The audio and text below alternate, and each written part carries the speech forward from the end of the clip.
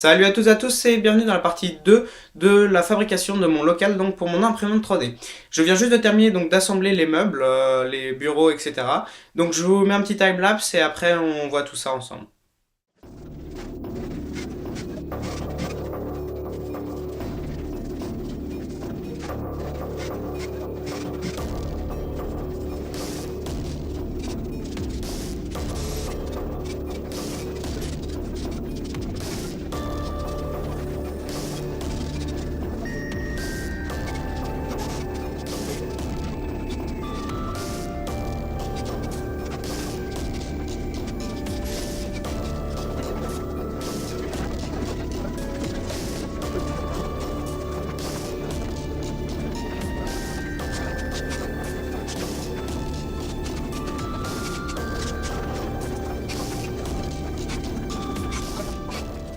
Et voilà, alors maintenant je vais vous présenter vite fait ce que j'ai fait.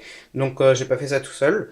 Alors là j'ai fait donc le grand bureau donc, pour pouvoir travailler. Alors il est très solide, on est monté à deux dessus, il tient très bien. Donc il n'a pas de pied, il est fixé sur les murs.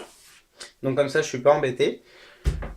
Ensuite, là-haut, j'ai deux étagères, donc deux grandes étagères ici pour mettre à peu près tout et n'importe quoi.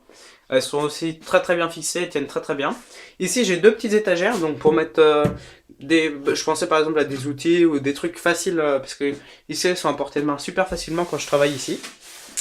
Ensuite là j'ai une autre étagère qui pour l'instant sert à mettre les halogènes pour éclairer. Donc pour l'instant j'utilise cet halogène là. Mais après je pense que je vais mettre un éclairage à LED qui consommera beaucoup moins et qui sera un petit peu plus propre. Ici donc j'ai fait on a fait cette table sur des roulettes. Donc elle a 4 roulettes en dessous.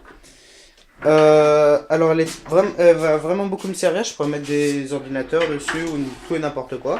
Et on peut même la ranger sous le grand bureau, enfin la grande table, comme ça, pour gagner de la place. Ici, j'ai cette petite étagère, enfin ce support en fait pour les ordinateurs, donc je peux mettre 2 ou 3 PC ici, donc que ce soit des serveurs ou quoi que ce soit. Et on termine par la plus belle pièce, donc ici, alors elle n'est pas encore terminée, j'ai pas encore enlevé le film plastique sur la plexiglas, mais en fait c'est une boîte, en fait une caisse pour mettre l'imprimante 3D à l'intérieur. Alors juste, elle n'est pas encore finie, mais vous pouvez déjà voir comment elle fonctionne à peu près. Alors pour l'instant il n'y a pas de poignée ni rien, c'est encore un peu le blé. Donc là en fait, voilà, elle pourra s'ouvrir comme ça sur les charnières. Et donc je pourrais accéder, en fait l'imprimante 3D sera à l'intérieur. Alors au fond là il y a de l'isolation que j'ai repeinte. Là-bas j'ai un trou pour passer les câbles.